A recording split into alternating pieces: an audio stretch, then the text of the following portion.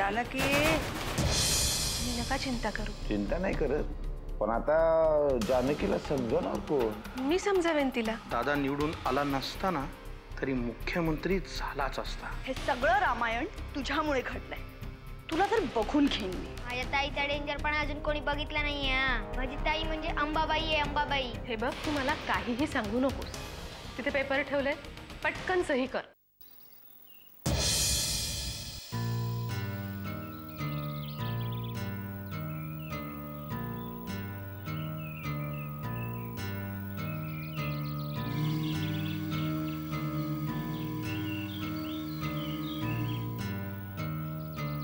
Watchman येऊ दे त्यांना. ताई साहेबांनी बोलवलं, जाते.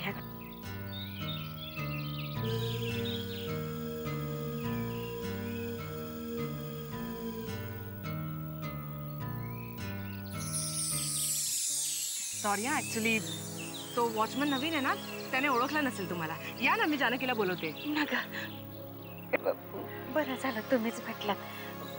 मी जानकीची चौकशी करायला आली. कशी आहे माझी जानकी? जानकीची चौकशी करायला तुम्ही एवढ्या लांबून आलात? तसं समजा हवं तर. पण मी इथं आले, कोणाला कळू देऊ नका. जानकीच्या बाबांना तालुक्याच्या गावाला गेले, त्यांना न सांगताच मी इथं आले. पण का?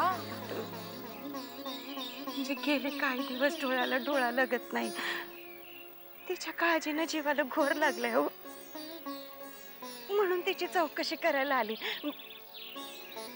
मला खरं खरं सांगा, पांडुरंगाची आण आहे तुम्हासनी. कशी आहे माझी जानकी?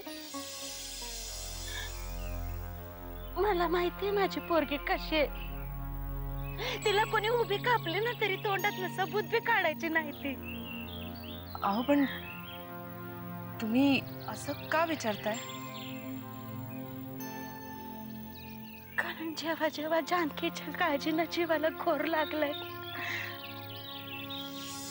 तेव्हा तेव्हा काहीतरी विपरीतच घडलंय. म्हणजे जानकी 4-5 वर्षाची असताना मी शेतावर खुरपणीच्या कामाला गेलती. काय झालं मला काय बी कळलं नाही. सारखी मला तिची आठवण यायला लागली. सारखा तिचा चेहरा माझ्या डोळ्यासमोर यायला लागला. भीतीनं मला घाम फुटला आणि मी घराकडे पळाले तर जानकी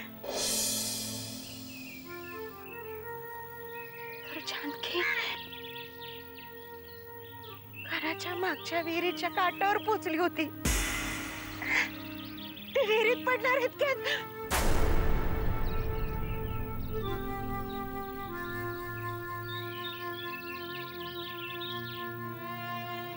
आज मी सकाळपासून तिची लय आठवण यायला लागली. म्हणून मी तिची चौकशी करायला आली. तुम्ही नका काळजी करू.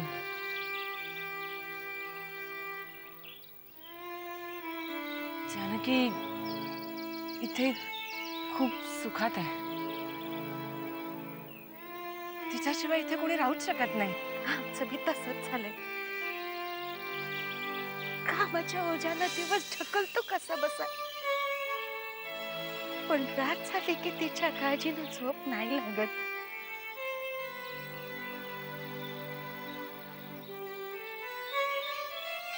तुम्ही आता काळजी करणं सोडा, जानकीची सुद्धा आणि गण्याची सुद्धा. कारण आता लवकरच गण्याची शाळा सुद्धा सुरू होणार आहे. बस इतकंच ऐकायचं होतं. तुमच्या रूपानं पांडुरंगच बोलला माझ्याशी.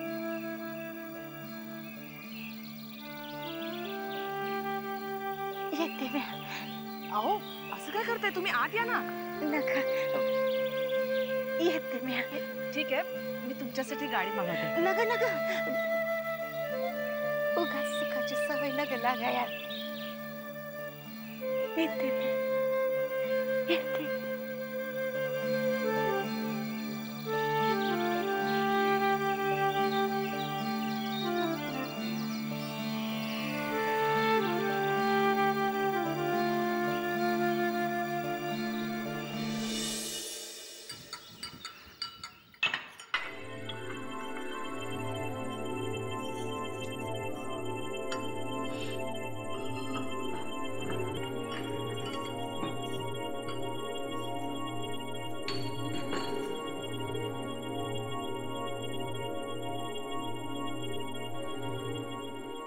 काय ग, काय शोधतीयस?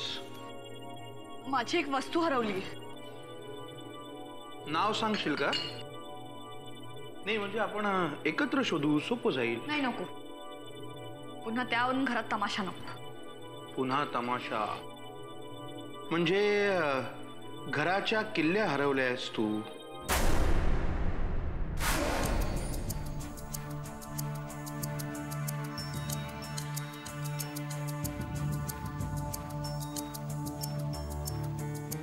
तुम्हाला कसं कळलं? मी पुन्हा तमाशा म्हणलीस म्हणून. गेल्या वेळेला हरवल्यास तेव्हा एकदा तमाशा झाला होता ना घरात. तसं काही नाहीये. चाव्या माझ्या कमरेलाच होत्या. अचानक कुठे गेल्यात कोणास ठाऊक. अहिल्या, सगळ्या अशा अचानक गोष्टी तुझ्याच बाबतीत का घडतात ग? एक सांगतो ते ऐकशील का? ज्या गोष्टी आपल्याला झेपत नाहीत ना, त्याची जबाबदारी घ्यायची नाही. जानकीचा हक्क आहे तो, तिलाच देऊन टाक. तुम्हाला मला मदत करायची नसेल तर निदान तोंड तरी उघडू नका. दुसऱ्यांदा हरवल्यास तू किल्ल्या, दुसऱ्यांदा. त्याचं महत्व तुला अजून कळलेलंच नाहीये. कोणत्या गोष्टीला महत्त्व द्यायचं आणि कोणत्या गोष्टीला महत्त्व द्यायचं नाही ते मला चांगलंच कळतं. तुमची रात्रीची अजून उतरली नसेल.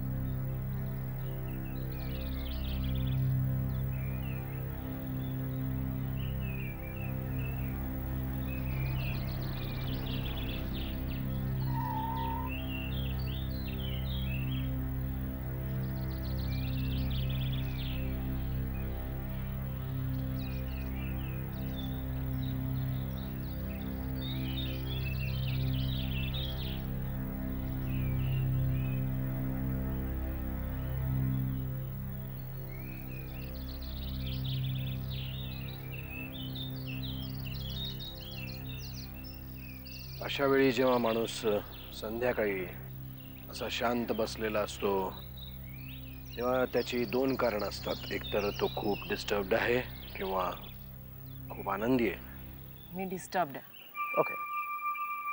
अशा संध्याकाळी जर एखादा माणूस खूप डिस्टर्ब होऊन शांत बसला असेल तर त्याची सुद्धा दोनच कारणं आहेत. एकतर स्वतःसाठी किंवा आपल्यावर प्रेम करणाऱ्यासाठी. मी तुमच्यावर प्रेम करणाऱ्यांसाठी डिस्टर्ब्ड आहे. म्हणजे जानकीसाठी आणि गण्यासाठी सुद्धा. ते दोघं या घरात राहतात पण ते या घरातले आहेत का हा एक वादाचाच मुद्दा आहे ना. बाबा, जानकी तुमच्या नावाचं कुंकू लावते पण ती तुमची कोण आहे हे तरी माहितीये. यावेळी भाऊबीजेला मी गणाला ओवाळलं पण माझा भाऊ शाळेत का जात नाही हेही मला माहित नाही. का? अरे बापरे, अशा संध्याकाळी एकदम हिवाळी अधिवेशनातच बसल्यासारखं वाटायला लागलं. इतके प्रश्न, ते सुद्धा एकाच वेळी. पण हे प्रश्न वावगे आहेत का ते सांगा.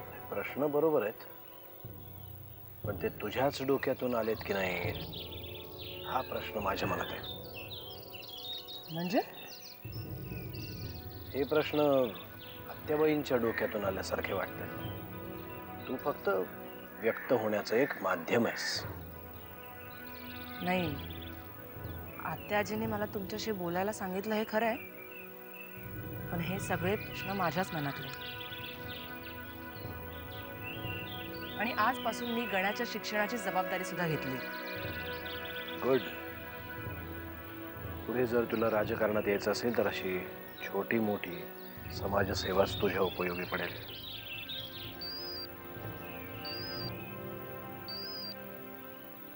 हॅलो. हा कधी? Hello hello.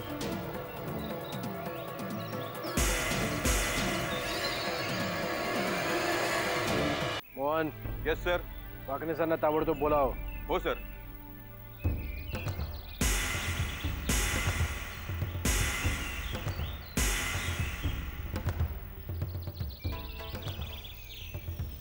साहेब. वाकणेस, जगतापचं तोंड लवकरात लवकर बंद करा. त्या सरताप्याचा माणूस आहे ना तो. हो साहेब. काय करायचं सांगा. काय करायचं म्हणजे? त्याचं तोंड बंद करा कसंही करून, लवकरात लवकर. ठीक आहे. चला. बाबा, मला गण्याच्या ऍडमिशन विषयी तुमच्याशी बोलायचंय. मी वाकणीस काकांशी बोलले तसं. Are you mad?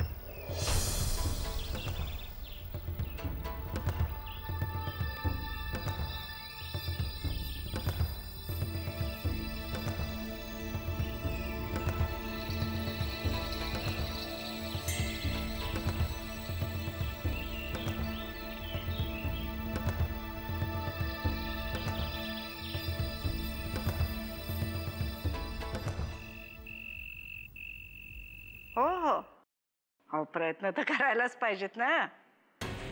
हो, चालू आहेत आहे ना. नवसाईची कृपा आहे.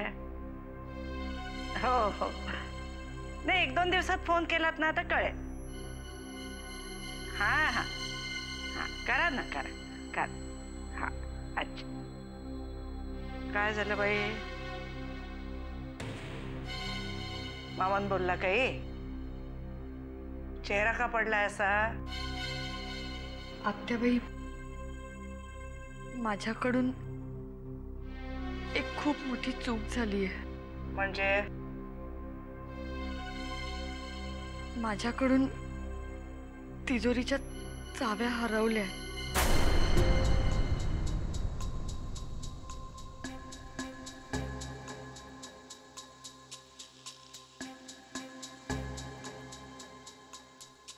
हे सांगताना लाज नाही वाटली तुला? एवढ्याशा चुकीसाठी माझी लाज काढायची काही गरज नाही. मग काय आरती ओवाळू तुझी? किल्लेदारांच्या घरातल्या कुठल्याही स्त्रीला या किल्ल्या म्हणजे सगळ्यात मोठा दागिना आहे. पण तो तू असा वापरतेस? मी इकडे तुमची बोलणी खायला आलेली नाही. तुमच्याकडे ज्या मास्टर कीज आहेत त्यावरून डुप्लिकेट करून घ्यायचे आहेत. अच्छा, म्हणजे हे सगळं तू ठरवूनच आली तर. आता मलाच लाज वाटायला लागली. कुठल्या विश्वासाने किल्ल्या दिल्या मी तुझ्या हातात? आत्या,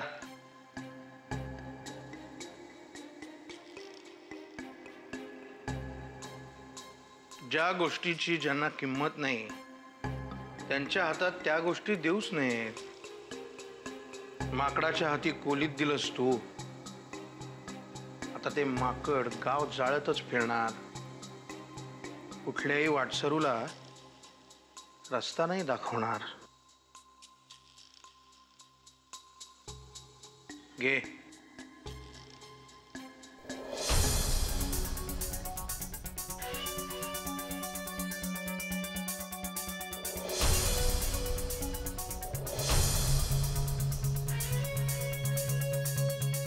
आणि आता कोणातरी योग्य माणसाला दे. या चाव्या मला मिळाल्या नाहीत ना तर काय काय करणार? पुन्हा घर सोडून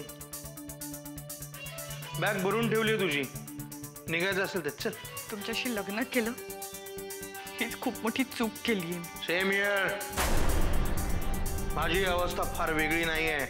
खड्ड्यात गेल्या तुमच्या चाव्या आणि खड्ड्यात गेला तुम्ही सगळे किल्लेदार.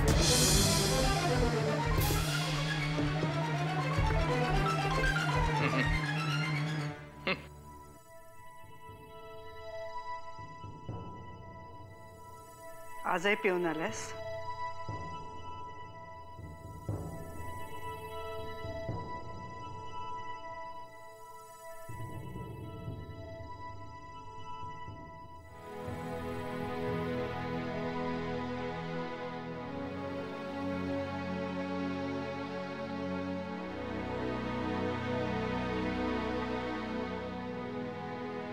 जानकी ये इकडे.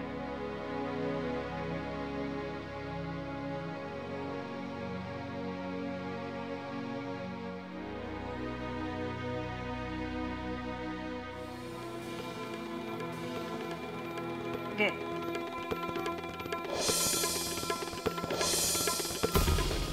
नाही नको. अगं घे.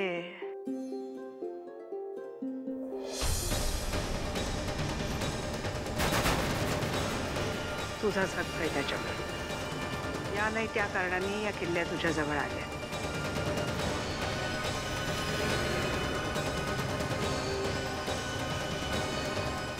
आता नीट जग त्यांना.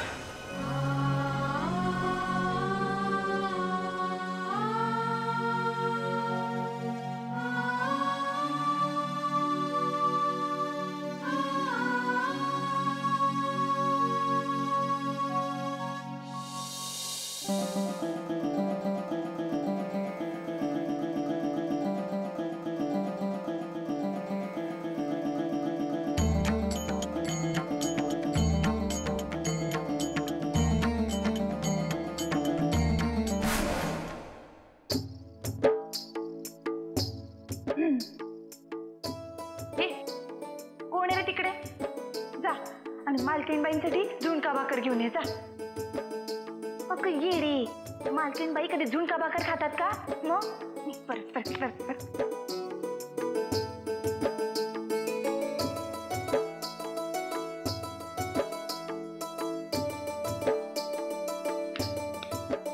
कोण आहे रे तिकडे? जा आणि मालकीणबाईंसाठी तूप रोटी घेऊन ये. जा.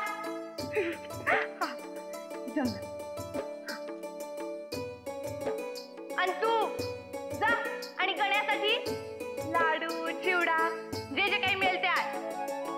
त्याला खूप आवडतं.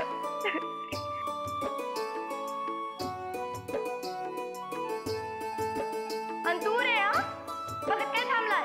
ये आणि मालकीणबाईंचे पाय चेपून दे. ये. काय नाही कमरेच्या चाव्या दिसत नाही का तुला? दिसत नाही तरी पण नाही. चल मग नाही घेऊन.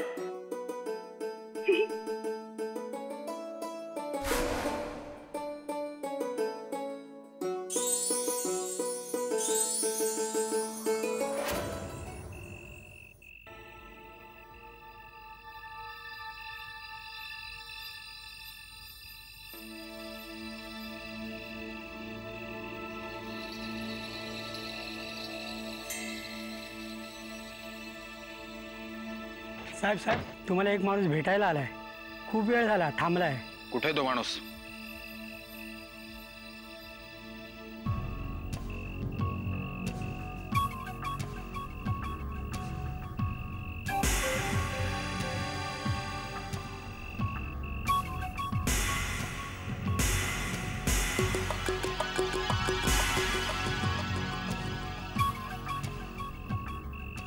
कोण आहे हा माणूस वाकणेस? आणि त्याला बघून तुमच्या चेहऱ्यावरचा रंग का बदललाय? साहेब, जागरच्या युगंधराबाईंचा माणूस हा. खास माणूस. फारसा काही भला माणूस नाहीये. लाथा घालून हाकलून द्या त्याला. आपल्या दारावर काय करतोय? नाही, त्याला असं घालवता येणार नाही. तो स्वतःहून आलाय म्हणजे नक्कीच काहीतरी अडचण उभी करणार. मोहन, लक्ष ठेव याच्यावर. महाहरामी माणूस आहे.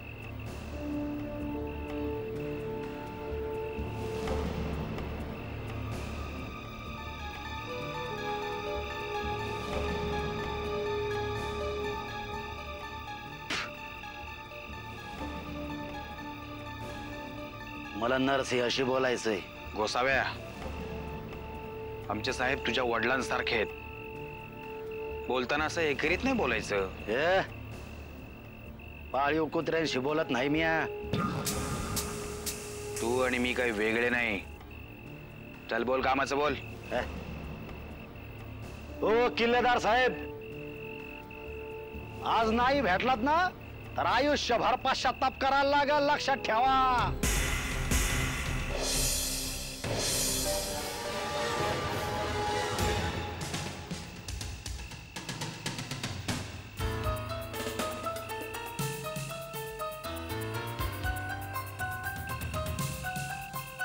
बोल रे. युगंधरा मॅडम कडनं आलोय सांगाव घेऊन. मुख्यमंत्र्यांच्या शर्यतीत तुमचं जे काय नाव आहे ते माग घ्यायचं.